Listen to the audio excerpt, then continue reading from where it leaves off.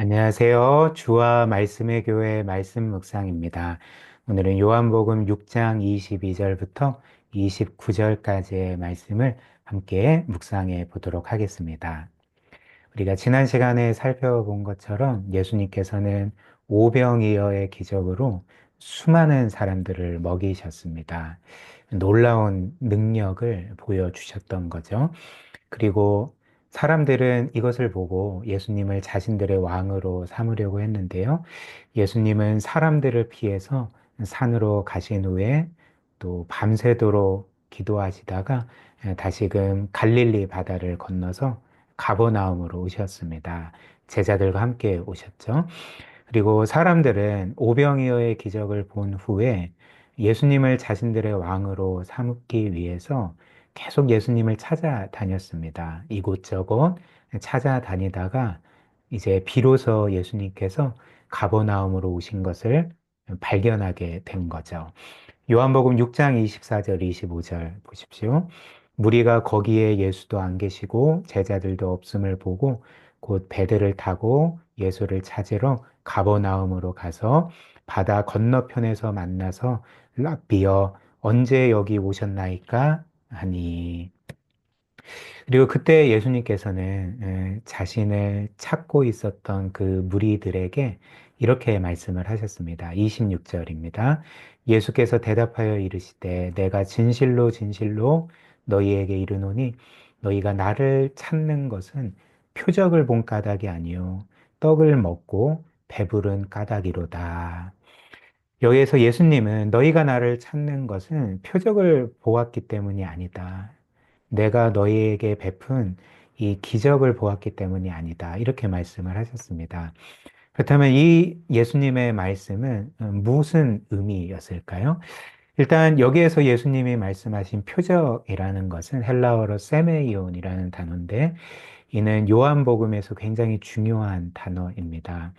예수님께서 행하신 모든 기적을 세메이온 표적이라 그렇게 일컫는데요. 이 표적이라는 건 단지 예수님의 어떤 신적인 능력이 발휘된 기적을 의미하는 게 아닙니다. 도리어 이 표적이라는 것은 예수님께서 기적을 통해 우리에게 보여주시고자 했던 것이 무엇인지를 알려주는 거죠. 예수님께서 행하시고 또 사람들에게 베푸신 기적의 의미가 무엇일까요? 그것은 예수님께서 단지 위대한 선지자 정도가 아니라 그분 자신이 하나님이시고 하나님의 아들이시고 또 이 세상과 모든 사람을 구원할 구세주임을 보여주는 증거였습니다. 이것을 보여주는 기적이었기 때문에 성경은 예수님의 기적을 이제 기적이라 말하지 않고 표적, 그 예수님의 신성과 그분의 구세주 되심을 보여주는 이제 표시로 그렇게 표현을 했던 거죠. 따라서 예수님께서 너희가 나를 찾는 것은 내가 너희에게 행한 표적을 본 까닭이 아니다. 이 말씀의 의미는 이런 것이겠죠. 너희는 나를 하나님과 구세주로 믿어서 나를 따르는 것이 아니다. 나를 찾는 것이 아니다. 그리고 너희가 나를 하나님으로 인정해서 나의 말에 전적으로 순종하기 위해서 나를 찾고 따르는 것이 아니다. 이렇게 말씀을 하셨던 것입니다. 그렇다면 이들은 왜 예수님을 따랐을까요? 예수님을 하나님과 하나님의 아들로 믿지도 않았고 그분의 말씀에 뭔가 전적으로 순종하거나 그분께 자신들의 삶을 온전히 맡겨드리기 위해서 찾은 게 아니었다면 뭐 때문에 예수님을 찾았을까? 예수님이 그 이유를 이렇게 말씀을 하시는 거죠. 너희가 나를 찾는 것은 떡을 먹고 배부른 까닭이다. 이렇게 말씀을 하셨습니다. 무슨 말씀일까요? 이 사람들은 예수님을 하나님으로 믿고 순종하고 예배하고 그분을 자신들의 삶의 궁극적인 목적으로 삼고 따르기 위해서 따랐던 것이 아니라 오히려 예수님을 통해 떡을 얻기 위해서, 즉 자신들의 어떤 유익을 얻는 수단으로 예수님을 이용하기 위해서 그 예수님을 따랐다는 거죠. 그리고 이것이 이제 복음서 마지막에 기록된 예수님을 따랐던 수많은 사람들이 마지막에 예수님을 버렸던 이유이기도 합니다. 우리가 사복음서 전체를 보면 마지막에 그토록 예수님을 따르고 또 예수님을 추앙하던 사람들이 어떻게 했습니까? 예수님을 배신했습니다. 마지막에는 빌라도에게 저자를 십자가에 못 박으소서, 저자를 십자가에 못 박으소서라고 외쳤습니다. 왜 그럴까요? 왜 사람들이 처음에는 예수님을 따르다가 마지막에는 예수님을 십자가에 못 박으라고 외쳤을까요? 왜냐하면 예수님의 말씀처럼 사람들이 예수님을 따랐던 이유가 그분을 하나님으로 믿고 구세주로 믿었기 때문이 아니라 그 예수님을 자신들의 유익을 위해 이용하기 위해 따랐기 때문입니다. 즉, 떡을 얻기 위해 예수님을 따랐고 자신들의 어떤 유익을 위해서 예수님을 수단으로 이용하기 위해 따랐던 것입니다. 그런데 이제 예수님께서 잡히시고 그들이 생각하기에 예수님이 더 이상 자신들에게 효용 가치가 없어지니까 그 예수님을 가차없이 버렸던 거죠. 십자가에 못 박으소서라고 외쳤던 것입니다. 그리고 이런 믿음은 그들을 구원하는 믿음이 결코 아니죠.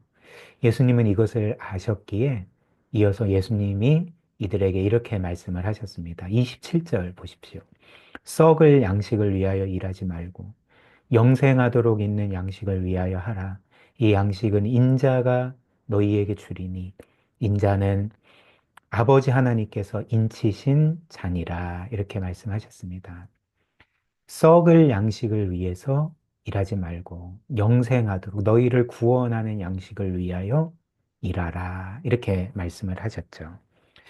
물론 사람들이 처음 예수님을 찾을 때, 또 예수님을 믿을 때에 그 처음은 떡 때문에 시작될 수도 있습니다. 즉, 사람들은 이 땅에서 자신들이 겪는 여러 어려움들, 또 인생의 문제들, 또 어떤 결핍들의 문제를 해결하기 위해서 그것들을 충족시키기 위해서 예수님을 처음에 따를 수 있습니다. 믿을 수 있습니다.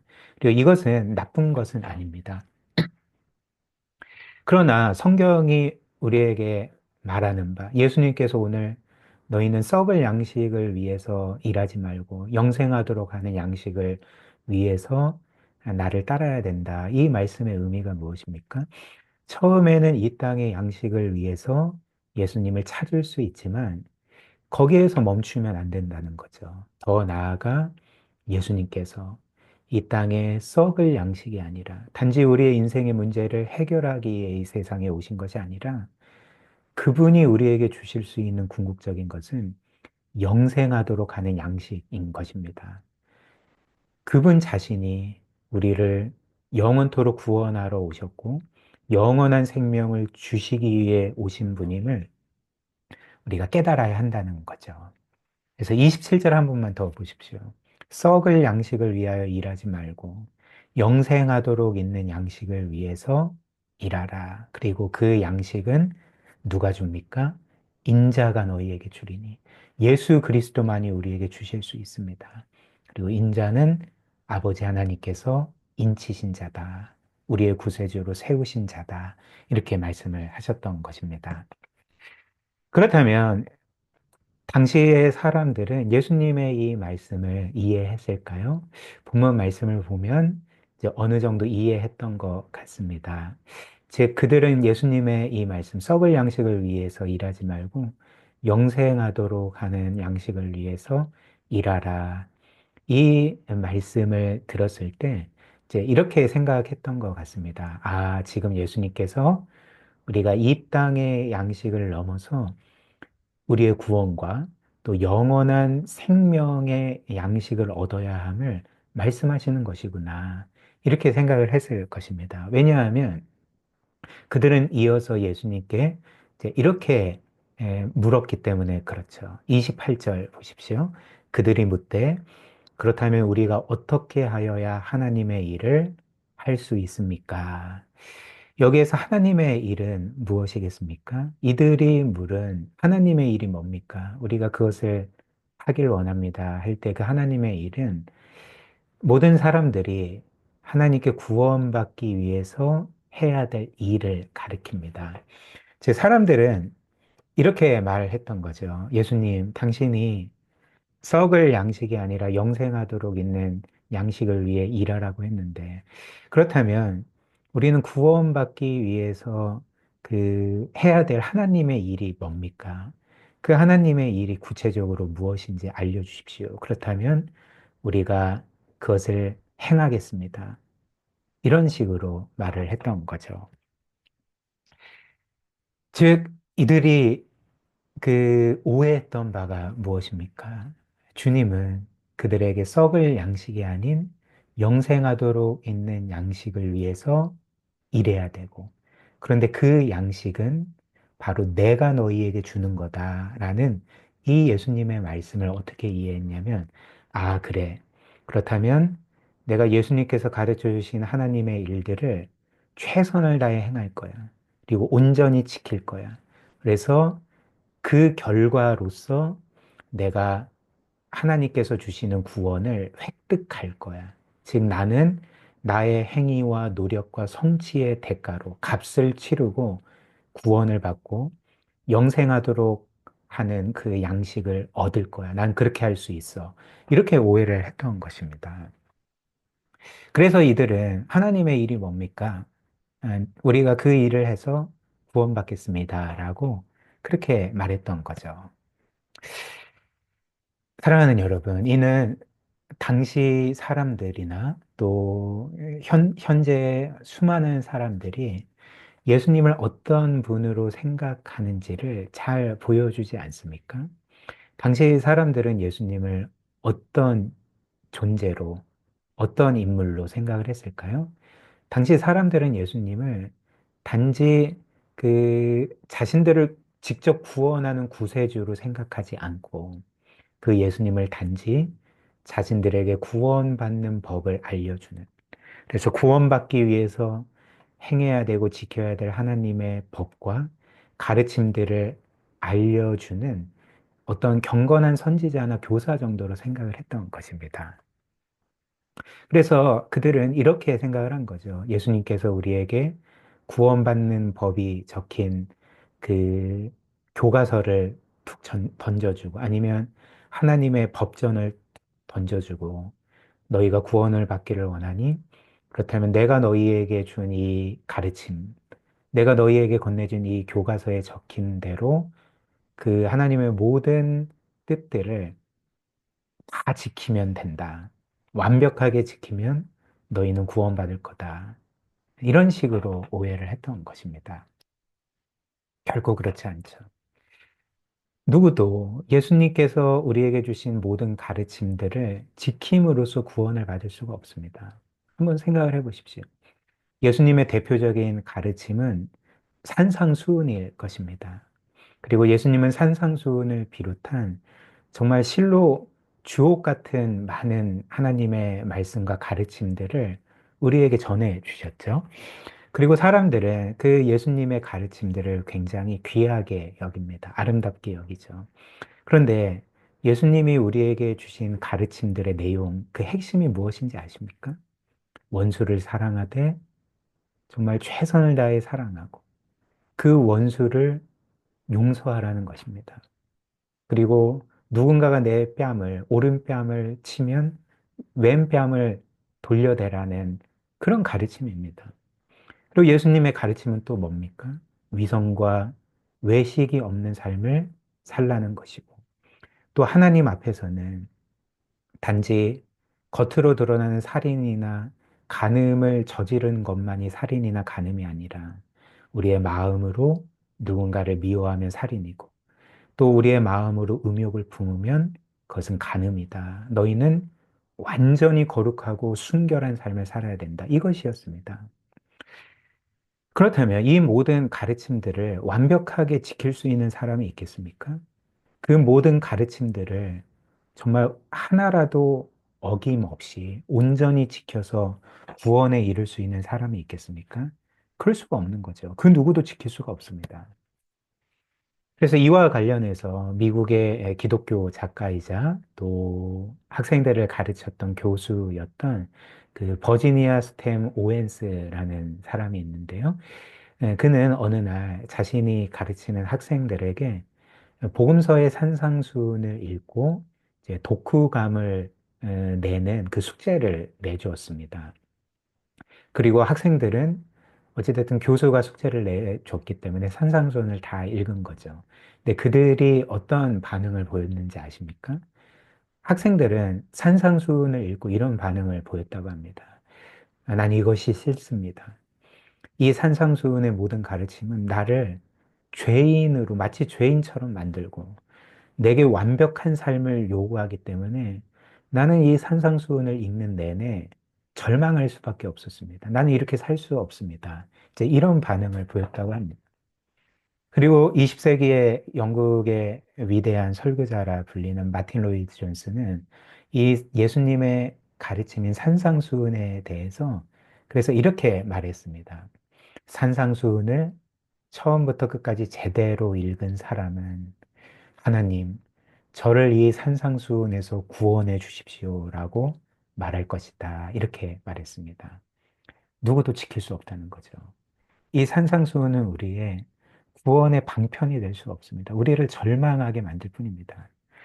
예수님이 주신 가르침, 이 산상수훈이 우리의 구원의 그 조건이 된다면, 이것을 지켜야 구원받는다면 누구도 구원받을 수가 없습니다.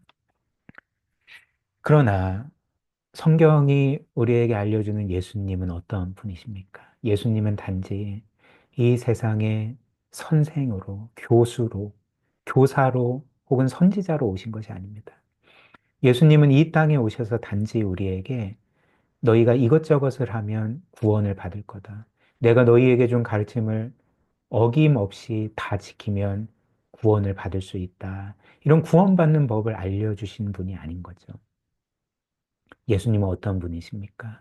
우리 스스로 결코 구원을 받을 수 없을 때, 우리의 죄 때문에 영원히 심판받을 수밖에 없을 때에 예수님은 친히 이 세상에 오셔서 우리를 직접 구원하신 구세주이시라는 거죠. 교사가 아닙니다. 도우미가 아닙니다. 우리의 유일한 구원자, 구세주이시라는 거죠. 그래서 예수님께서 이 땅에서 우리를 위해 행하신 일이 무엇일까요? 물론 예수님은 사람들에게 하나님의 말씀과 복음을 전하셨습니다. 주옥 같은 가르침들을 전하셨습니다. 그러나 예수님께서 우리를 위해 궁극적으로 하신 일은 무엇이었냐면 바로 우리를 위해 죽으신 것이었죠. 우리의 모든 죄를 그분이 대신 짊어지시고 우리 대신 십자가에 못 박히셔서 거기에서 우리가 받아야 될 하나님의 그 모든 진노와 심판을 받아 죽으심으로써 우리의 모든 죄값을 영원히 치르신 것이 바로 예수님이 하신 일입니다. 그리고 예수님은 이렇게 우리를 위하여 죽으셨을 뿐만 아니라 우리의 죄값을 다 치르셨을 뿐만 아니라 우리를 대신하여 하나님의 모든 말씀에 완벽하게 순종하셨습니다. 우리가 범한 모든 말씀을 하나도 예외 없이 다 지키셨던 거죠. 사실 우리가 방금 보았던 예수님께서 우리에게 주신 산상수훈을 역사상 완벽하게 지킨 사람이 누구인지 아십니까? 그 누구도 지키지 못했습니다. 우리도 지킨 적이 없습니다. 역사상 누구도 예수님이 주신 산상수훈을 완벽하게 지키지 못했습니다. 그런데 역사상 그 산상수훈의 모든 가르침을 완벽하게 지킨 유일한 분이 계십니다. 누구인지 아십니까? 그 산상수훈을 주신 예수 그리스도셨던 거죠. 예수님은 우리를 위해서 하나님의 모든 말씀을 지키셨고, 그래서 그 의로움을 이루셨고, 이제는 그분의 의로움을 그분을 믿는 우리에게 값없이 선물로 주셨던 거죠. 그래서 하나님은 우리를 어떻게 하셨습니까? 그리스도께서 순종하시고 성취하신 그 의로움이 그분을 믿는 우리에게 전가되었기 때문에 선물로 주어졌기 때문에 하나님은 우리를 그리스도처럼 의로운 자로 영원히 선언해 주셨던 것입니다. 그래서 예수님은 마지막으로 우리가 구원받기 위해서 해야 될 그 하나님의 일, 사람들이 물어봤던 하나님의 일을 이렇게 말씀을 하셨던 거죠. 28절, 29절. 그들이 묻되 우리가 어떻게 하여 하나님의 일을 하오리까? 예수께서 대답하여 이르시되 하나님께서 보내신 일을, 예수 그리스도를 믿는 것이 하나님의 일이다. 구원 받을 수 있는 유일한 하나님의 일이다. 이렇게 말씀을 하셨습니다.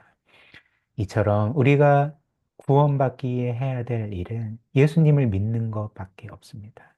그분의 십자가를 믿고 그분의 영원한 의로움이 우리의 것임을 믿는 것밖에 없습니다. 왜냐하면 예수님께서 우리가 구원받기 위해서 필요한 모든 일들을 이미 대신 이루셨기 때문에 그런 거죠.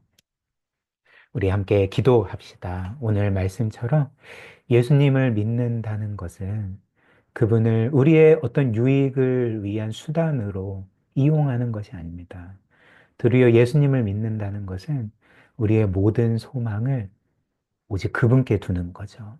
우리의 죄 용서의 소망, 구원의 소망, 영생의 소망, 천국의 소망, 이 땅에서의 평안과 참된 안식과 행복의 소망을 오직 예수님께만 두는 것이 예수님을 믿는다는 의미입니다.